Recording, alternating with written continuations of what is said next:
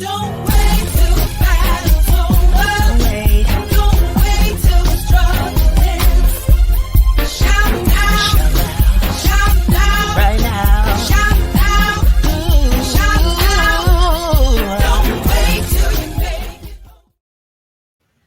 Hey everyone, this is Phillip, and thank you so much for joining us today on the PHILLIP Show. Grab your coffee. I got mine.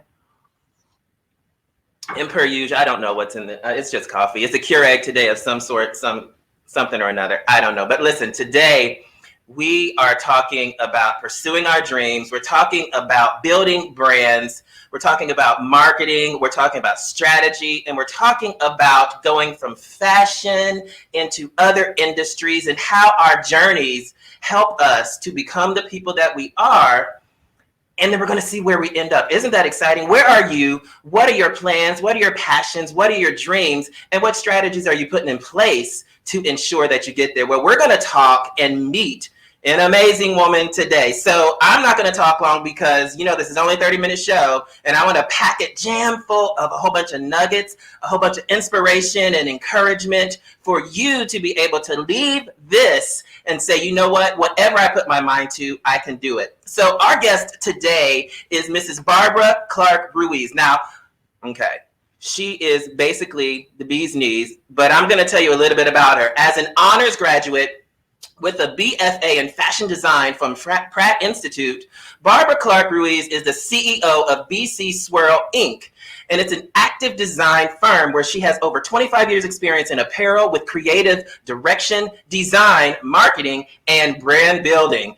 Barbara has lived and worked abroad in France, Germany, and Italy, and has built an international client roster that includes Nike Europe, Adidas, we'll get back to that, Adidas, US and Germany, Fila, US, Italy, New Balance, US, UK, Speedo, UK, just to name a few. She was also the creative director for Walmart for 6 activewear divisions, which grossed close to $750 million per season.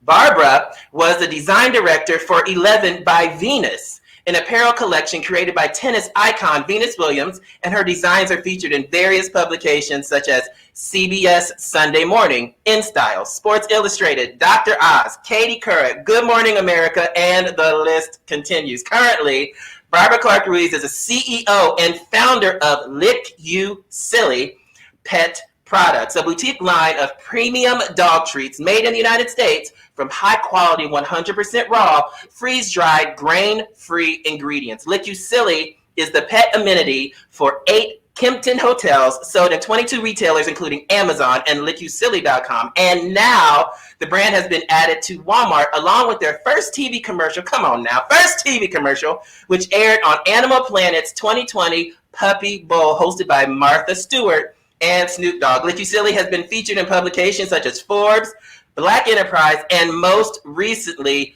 Cosmopolitan.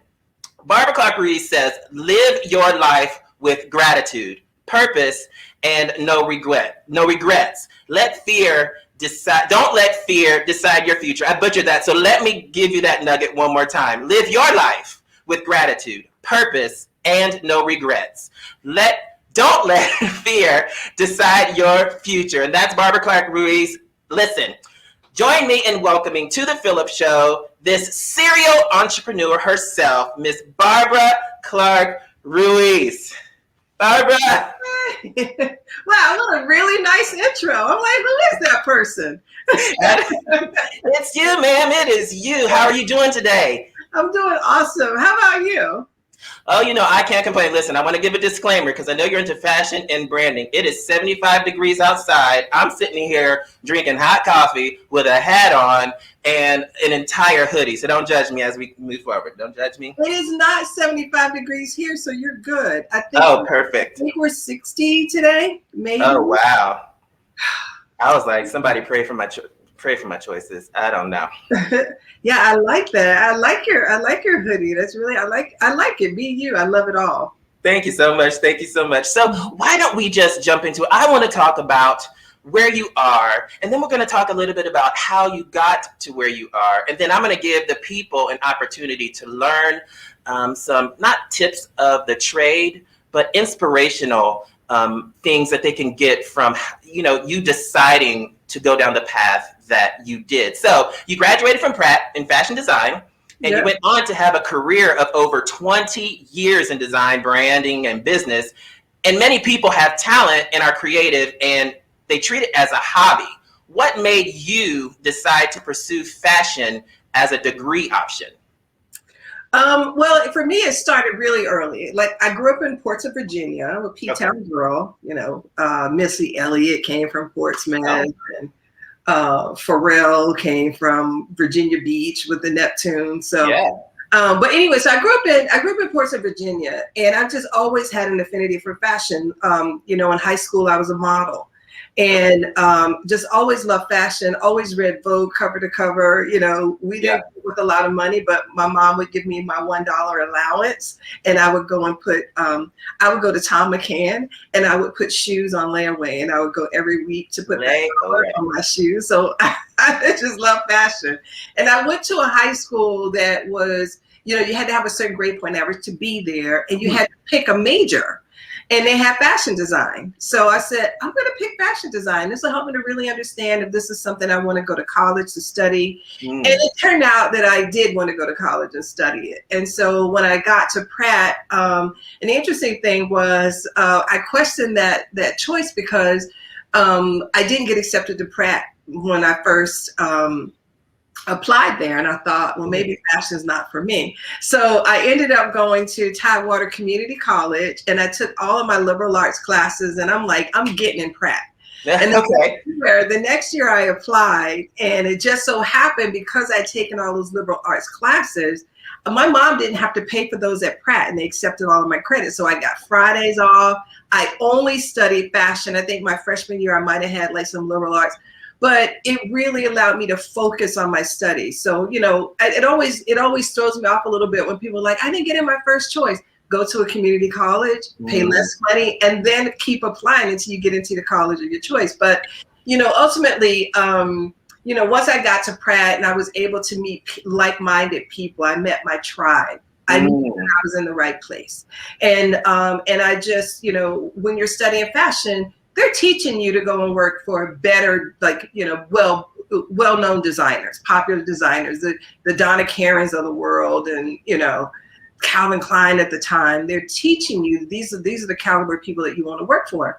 And I always believed that I could make a career out of it. What I didn't know was the part that never interested me was being an assistant, because I just felt like I'm going to be stuck into being an assistant for the rest of my career, and I'm never going to be able to shine. So when I graduated, it was the senior before me that graduated, and he went over and above his senior show. And at his senior show, and it got him a lot of job offers. And I said, you know what? I'm going to do the same. And so that's what I did. And so I won a lot of awards. I got job offers. But the pinnacle thing, why I'm sharing this story, was I got offered a job with Adidas. And say it again for the people in the back, because I was in the back before we talked. Say it again. Adidas. So Adidas is called Adidas because it's someone's name. It is Adi Dassler's name. And so in American, we butcher that real well, and we call it Adidas. And that's probably due to Run DMC, who made a song about it, right? We call it, right? So, but anyway, I got offered a job with Adidas and off of Ralph Lauren, but Ralph Lauren was paying $19,000. I'm like, can I even make a career out of it? Like, am I gonna still be poor? Like, I was poor for 4 years as a student. I'm not doing this. So I decided to take the opportunity with Adidas, and I wasn't interested in activewear at all. But I started to work with them, and I fell in love with activewear. Felt so hard for activewear, designed a lot of product that was making a lot of money.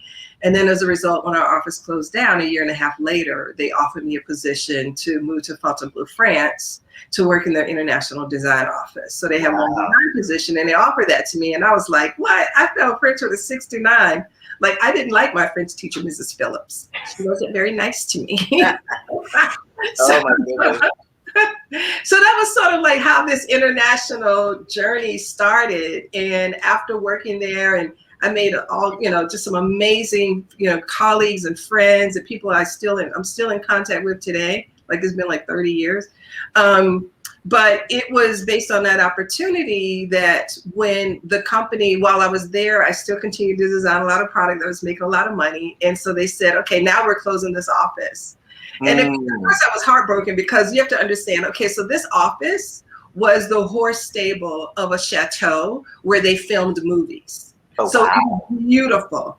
And we had a tennis court, we had a swimming pool, we had our own private chef that came every day to cook for us. It was amazing. That's fancy. So, yeah, so it was very fancy.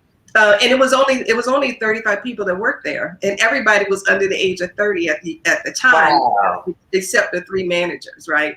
So we used to have so much fun. And so, and we were friends outside of work, so that made work even more fun. Yeah. And so when they closed the office, they said, okay, now we're moving it back to Herzogenaurach, Germany, because the company wasn't doing so great. And so my boss was like, hey, why don't you come to Germany? You'll finish the collection, for 3 months. And I said, okay, great. My husband was there, and he was a civil engineer, and he found work there. And there was a whole issue around that. But nonetheless, he's like, I'm done. I'm going back home. I was like, okay, great. So I stayed for the 3 months. And prior to leaving, my boss said to me, hey, Barb, what are you going to do when you get home? And I'm like, I'll find a job. What else am I going to do, right? Yeah. So he said, why don't you stay on as a consultant? And I'm like, well, what do they do? He was like, you get to do your same job, except you get to do it from home. And you get to travel to Europe like once or twice a month. And I'm like, wait, what? Seriously? Wow. He couldn't sign me up fast enough. So, so I actually, I consulted with the company for 5 years, and I traveled back and forth to Germany once or twice a month for 5 years. I had crazy frequent flyer miles. But the cool thing that happened in that was because I was designing a lot of product that made, a lot of volume for them, they offered me my own category of business, which I call trefoil. And so trefoil, and basically I put 3 stripes on, jeans and jackets, pretty much the same thing Beyonce is doing right now, except I did it like 25 years ago. Gotcha. And it became the pretty much the catalyst for Adidas Originals. We added footwear, and then this whole kind of streetwear thing started. So yeah, that was a really cool, it was a really cool time in my life. And then eventually I went to work for other companies in Europe based on those relationships. So because I want to show a little clip of some of your work, and then after the clip, I want you to kind of explain. I think you explained a lot of what's going to be there, but I want people to get a visual. But before that, as a creative, it's easy to focus on the creative side, but you also concentrate on the business side as a business owner, as an entrepreneur. Were you originally very deliberate and strategic when it came to recognizing that you were like building a brand and you wanted to create a business out of it? Like, how did that happen where all of a sudden you have a company, BCSwirl? How did it go from, I'm into fashion to, oh, and by the way, now I'm a mogul? How? Well, I think it really just, I got to be honest, I didn't plan it. Okay. I'll just be honest. I didn't plan it. But what I did realize was the reason why I wanted to work for big companies, quite honestly, is because they paid their bills on time. I'm not even gonna lie. And that part right there. And it was easy to do it. Like once I went to work for Adidas, and I decided I didn't want to travel anymore because I got pregnant with my daughter. And my old product manager called from Adidas, and he was like, hey, I'm heading up PHILLIP, and I want you to come and be my design director. And I'm like, I'm not moving to Italy. He's like, no, you don't have to move. You can work from home. You just commute. And I'm like, oh, okay. What's it paying? Whatever you want. Okay, great. We can make this work. So I did that for 2.5 years and traveled back and forth to Italy.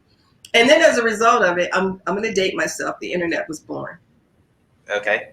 Yeah. So, at that point, I really didn't need to travel that much anymore, but it allowed me to be able to work with more companies. And so after I went to work for PHILLIP, I was also working here in the US. And then I went to work with Speedo and Zogs and New Balance and Asics. And then I still had to travel to those companies, but not as often. Sure. So, and then that's when I started to work with Walmart. And then from Walmart, then I did a project with Serena Williams. And then with Serena, I did a project with Venus, and, Yeah. And it just it kind of twirled into that. Okay. So I'm going to show this really quick clip. And then when we come out of it, just tell us just a little bit, maybe again, of what we just saw. Okay? Yeah. All right.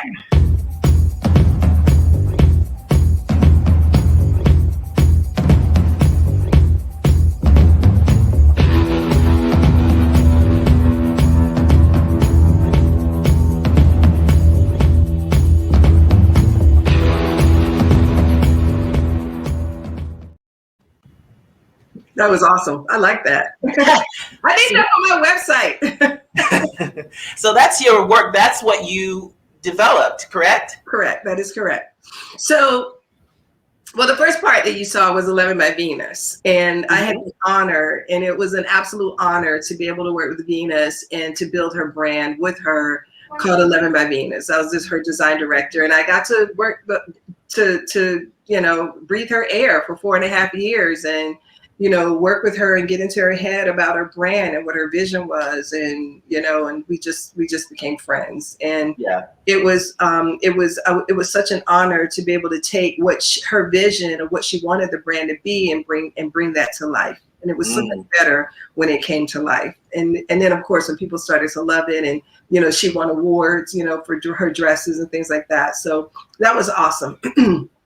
And the funny thing is when, you know, when I first was told that Venus was interested in working with someone, and someone from Serena's camp called me and said, hey, you know, I think you and Venus will work really well together. So I'm going to put you guys in contact. I never thought she would call. And I'm telling you, like, out of the blue, like after, you know, it felt like 6 months, I get a call and like, hey, can I speak to Barbara? I was like, hey, this is Barbara. And she's like, hey, this is Venus. I was like, wait, what? This is who? The Williams? Yeah, so I'm like, can you hold on one moment? I was just let me wrap a call. Just give me a minute. And I was just like, oh my God, this is like insane. Yeah, because that's when you put the phone on mute and just scream. Absolutely. Like, I'm back. That's what I did. Hey, I'm back. So how can I help you? So anyway, so she flew me out to Florida, and she just she hired me, and it was awesome. And so the other clip that you saw was trefoil, which is what I was telling you about, that Adidas gave me the opportunity to create my own little, you know, brand within Adidas. And so I created trefoil, and trefoil is actually the name of that little leaf. Oh, is that what it is? So it's actually a word. It's actually a word, but it's a trifold. And it's, see, we're learning stuff today. We're learning. Yeah, so they call it the trefoil. So, got it. But yeah, that was some of the product I had done, and then you saw some illustrations I did of like ladies' product that, you know, it looks a little bit like Beyonce's line that she's doing now. Yeah. So I really, hey Beyonce, if you're out there, I want to work with you on your next collection with Adidas. So yeah, so that is what that's what I did, and you know, I've been lucky. I've had a really fun career. Well, that's awesome. Well, you've clearly mastered the activewear arena, and now you have actively entered the arena of designing dog treats with a brand called Lick You Silly. It seems to be a huge leap from activewear. Why the big step? Well, you know, because, you know, as a creative, I mean, just like everyone has many passions, you know, and even when you've done something for so long, like I've been in activewear for so long, that, you know, a couple of years ago, it just kind of came out of the blue, because I have 2 small dogs. They would get sick when I gave them dog treats from the store, and I'm like, let me bake my dog treats, because I can do it better, right? So baking the dog. And then I said, you know what, one day I'm going to start a dog treat line, because this is not going to work. So, and I was talking to Venus one day, and I'm like, V, I'm thinking about starting a dog treat line. She's like, you should do it. And I'm like, I don't know if I really have the time. She's like, Barb, just surround yourself with smart people the way I do it, and you'll be fine. Mm-hmm. So then I started to do a lot of research, and I wanted to understand, like, I wanted to offer a really premium product. And it had to be something, I wanted to be really proud of what I did. And yeah. I wanted, because of design, even though I have to interject some freshness and some new into a pre-existing brand. It was my same conceptual thinking that allowed me to create this brand. And how do you do it differently, right? Because when, Mr. Starbucks created coffee, it had been around 1,000 years. Yeah. What did he do that's so different, that's convincing us that we need to spend $5 a day on a cup of coffee, and we gladly stand in line and do that? No, right? I don't know if we're insane or we just want to be fancy, but we do it. Well, it's like I had to wean myself off of caramel macchiatos. Like, I'm not even lying, because I'm like, not only is it expensive, but it's making me fat. So well, one of the things, and you're probably, I think it's an experience, and you talk about branding, and it's experience that people interject into their lives, and it seems to be comfortable in their lives, and it's something that I don't want to say it's missing, but it's a positive additive, if you will. Yeah, but people don't know what they're missing, right? Mm-hmm. Right. So, as creators, we have to figure out like what's missing. Yeah. How can we, impact someone's life in a positive way? And I can tell you for sure, if I know nothing else, that people love their dogs. Listen. Love their dogs. Because I'm telling you, I love my little dog. He's only 4.5 pounds, but I'm going to tell you what, he rules the roost. He's deaf and blind. He's got 2 teeth, but he rules the roost, right? And I'm cooking for my dog like a crazy person. I'm like, well, he's 14 years old. He ain't got much longer. Sure. Yeah. You can have some meatloaf. Yeah. But yeah, I mean, people don't know what they're missing until you show them. Yeah. And then they're hooked. But one of the things that I love about your brand is the aesthetic of it and the joy of it all. And I see the mascot, Yum Yum. It's Yum Yum. Hey, Yum Yum back there. And you were holding something up. Tell us about that. Okay, so he was created, he's made out of toilet paper, Elmer's glue, and CVS bags. And we created him because we had a retailer who purchased a lot of our products, and he had this huge window. And I'm like, he was opening the store. And I'm like, hey, what are you going to do with your window? And he was like, well, I don't know. We'll come up with something. I'm like, can I do your window? And he was like, yeah. So I created, my husband, who's an engineer, he engineered Yum Yum. Wow. And then, my husband, he did the foundation work because he's a civil engineer. So he did the foundation work, and I put all the plaster on him and painted him and made him look like Yum Yum. But he was actually, my daughter designed him because my daughter, she's an animator, and she's got an animation degree. And so when she was living in Hong Kong, she had a lot of Asian influence, obviously, around her. So I'm on the phone with her one day, and I'm saying, hey, Maddie, I want a dog for this new brand that I want to, create. And so she actually came up with him in 5 minutes. Yeah. All the way out of town. What? He has been on the front of our bags. See what I'm saying? It's a whole experience. I love it. He's been on the front of our bags ever since. And so when we did the windows for this retail store, I thought, wow, I want to do this whole scene with him in the window. But then I'm going to create an animated short that's going to play out one of the scenes that I created in the window. And so that's what we did. And it was super cute. It was so much fun. We did it for the Christmas holidays. And it was just so lovely. That is amazing. And Lick You Silly most recently has been featured in Cosmo as Best Treat. Yes, Cosmo in Cosmo. How excited were you when you found out that all of a sudden, look at that, all of a sudden here you are in Cosmo? Well, it was interesting because we had been in Cosmo before, and they had featured us as a Black-owned dog treat brand.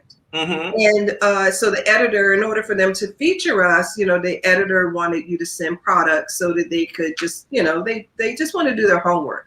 Sure. And so, so they loved our products. We got that feature. That was awesome. And then probably like 5 or 6 months later, I get an email saying, hey, my dog loves your Nutter Doodles, which are these are our peanut butter treats. Nutter Doodles. And it's called Nutter Doodles. and she's like, my dog loves your Nutter Doodles, so I want to nominate you for Best Dog Treat in Cosmo. Is that going to be okay with you? Look, that's when you put the phone. Let me check. Give me a moment. Let me just double check. I suppose that'll be fine. That'll be fine. thing. And so they did, and it came out, and I was like running around like a mad woman. I'm like, I'm gonna buy 1,000 copies of this. Right. And so here we are. We're right here. And That it was is so cute because she said, my 1-year-old beagle mix is so stubborn, but these grain-free peanut butter and honey dog biscuits, which are small enough for little guys, convinced him to do anything, and they smell like Girl Scout cookies. listen. And they really do. Oh my good. And you know what? And this is the perfect time for this product and for this brand. You know, this brand, it's so fun. It's so energetic. You know, everybody loves their dog. They treat them better than people sometimes. You know, and with spring going into summer, dog parks are opening. People are being more health conscious for themselves as well, specifically for their pets. The refreshing of distancing and all of these kinds of things with fun and health fused in with the visual component that is just so fresh and so fun and so cute. Yeah. You know, it's like a luxury treat for your dog. Yeah, you know, I say it's a premium dog brand, and people say to me, oh, you know, it's a little expensive, and I'm like, well, it's expensive because, you know, the company that I work with that makes my dog treats, like it costs, they charge me a lot of money, so. Yeah. You know, I've got to, you know, obviously this is a business, and so I have to make it, you know, all worth I've got to make it make sense for everyone. And so, but people come back and they say it's expensive, but my dog loves it. Like, what's in this dog crack? Like, it's just a good piece of meat. Like when you go to Whole Foods and you buy a steak, that steak tastes so much better than when you go to like a shop and stop and buy it. It's just a different quality of meat, and this is the same thing. It's just a better quality of meat. So it's like a Pamper Me brand. You know, it's just like it really is. And then, you know, we have this is our Yum Boost, and you know, I take our dog treats and grind it up, and then I put it in these little shakers, and you can sprinkle this on your dog's food like a seasoning. Mm-hmm. And a lot of people have picky dogs that won't eat. This is how you get your dogs to eat. Yeah. I said this is like sprinkling M&Ms on spinach to get your kids to eat it. Oh. Clever. Well, I know that this is part 1, and during part 2, we're going to come back and we're going to talk a little bit more. We're going to be joined by an incredible producer and writer named Mosi Singleton, who partnered with you in the creation of the Lick You Silly commercial. Yeah. And I'm so excited to have that. But I want to ask you, your passions have taken you to some incredible places all across the world. And I know there are creatives and future entrepreneurs and people out there that are desiring to be where you are today. What advice would you give them to help them to move forward or to pursue harder or to dream bigger? Well, I would say a lot of people, I get that question a lot. And I always say to people, like, I'm a person, I write everything down. Like, I'm a list maker. Gotcha. And there's something about when I can cross something off of that list, there's just something that's so rewarding about that. And I feel like I see my progress when I can cross things off of that list. So, you know, create that list with the thought in mind of where you'd like your brand to be 2 years from now. Where do you want to be? What retailers do you want to be in?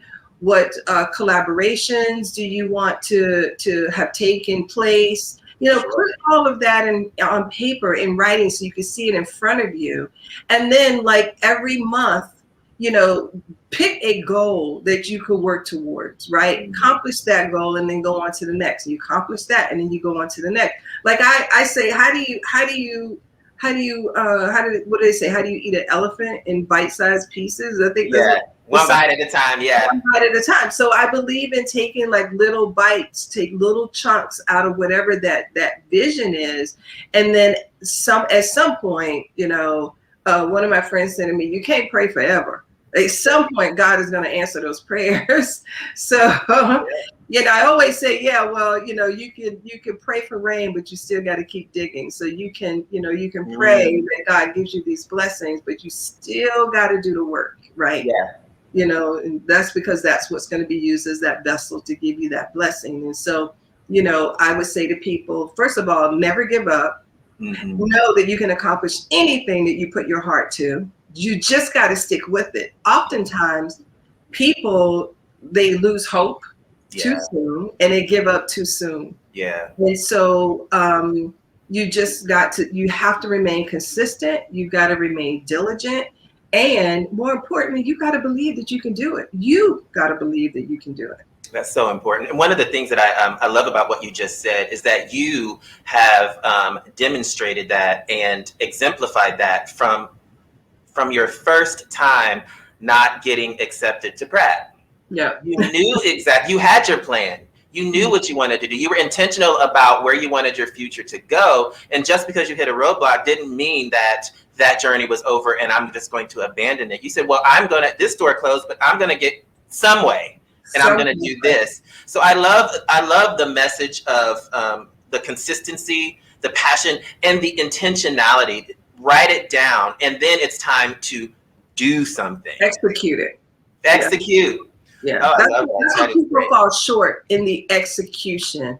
Because I'll have friends that'll make a suggestion to me, and I'll leave that conversation, and I'll go and implement it. And then, months later, we're having a conversation. It's like, well, I did such and such. Really? You did that? I'm like, well, yeah, it was a suggestion, right? I mean, you suggested it, so it made sense to me, so I followed through. And people always seem to be more astonished by the fact that I follow through. Yeah. Yeah. Well, it's those are tools and strategies that if acted upon, can yield some amazing results. And we can see that, with your career history, working with all of these brands, seeing a need and wanting to do something and then doing it, the execution of it all and the determination of it all and the consistency of it all. I mean, it's just really refreshing and inspiring. So I appreciate you sharing that with us today. So thank you so much for joining me today and joining all of our viewers. And I hope that everybody out there receives it, gets inspired. Man, I love what you said. You can do anything that you want to do. And basically, you just have to try and be committed to the try of it all. Yeah. Yeah. I mean, the very thing I always say to people, the very thing that you don't want to do is the thing that you should do. Ha. Like for me, I want to do TikTok, but there's just something about it. I'm like, I really, really want to do TikTok, but I'm like, I don't know how to do it. I'm not, like that in itself. And I feel like that's the one thing that I should be doing. Well, I can't wait to see your TikToks. I'm pushing. I'm working on it. Well, thank you so much for taking time out of your cosmopolitan busy day. Oh, thank you. To be here. And I can't wait to follow up with you and Mosi Singleton to see how that togetherness created such a great product. And that's going to be equally encouraging. I'm excited about it. She's my soror, my sorority sister. Delta, right? Delta, yeah. Delta Sigma Theta in the house. Well, Delta Sigma Theta will be here in the house again. And we look forward to you all coming back and joining us as we continue on this journey with Lick You Silly and Miss Barbara. Thank you so much for being here. Thank you. Thank you. All right. And you all, thank you for joining us. And remember, you are the best you in the world. And we will see you next time on The PHILLIP Show. Don't